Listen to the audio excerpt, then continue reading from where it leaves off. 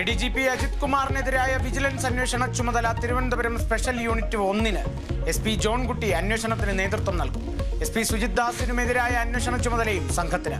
ഉത്തരവ് vigilance director അന്വേഷണ സംഘത്തിന് കൈമാറി. NCPയിലെ മന്ത്രിമാറ്റത്തിൽ ശരത് പവാറിന്റെ തീരുമാനം തോമസ് കെ തോമസിന് അനുകൂലമെന്ന് സൂചന.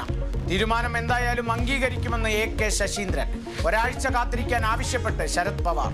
കൂടിക്കാഴ്ചയിൽ സംഘടനാ വിഷയങ്ങളും ചർച്ചയായെന്ന് PC ചാക്കോ. നടിയെ ആക്രമിച്ച കേസിലെ 1-ാം പ്രതി പൾസർ സുനി ജയിൽ മോചിതനായി. വിചാരണ കോടതി ജാമ്യം അനുവദിച്ചത് കർശന ഉപാധികളോടെ. മാധ്യമങ്ങളോട് സംസാരിക്കരുത്, ഒരു സിം മാത്രം ഉപയോഗിക്കാം.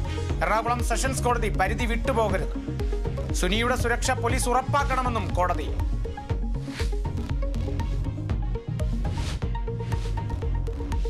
ജോലിഭാരത്തെ തുടർന്ന് ജീവനക്കാരി മരിച്ചതിൽ പരാതിയുമായി കൂടുതൽ ജീവനക്കാർ. EY കമ്പനി ചെയർമാനും മറ്റൊരു ജീവനക്കാരി അയച്ച ഇമെയിൽ സന്ദേശം പുറത്ത്. ഇതാദ്യ സംഭവമല്ലെന്നും ഇനിയൊരു അന്ന ഉണ്ടാവരുതെന്നും സന്ദേശത്തിൽ. അന്ന 16 മണിക്കൂർ വരെ നിരന്തരം ജോലി ചെയ്തിരുന്നെന്ന് സുഹൃത്ത്. ലെബനൻ പേജർ സ്ഫോടനത്തിൽ മലയാളി റിൻസന്റെ കമ്പനിക്ക് പങ്കില്ലെന്ന് ബൾഗേറിയ. നിയമലംഘനം നടത്തിയില്ലെന്ന് അന്വേഷണ ഏജൻസി. ഭീകര പട്ടികയിലുള്ള സംഘടനകളുമായോ സ്ഥാപനങ്ങളുമായി ഇടപാടിന് തെളിവില്ലെന്ന് കണ്ടെത്തൽ.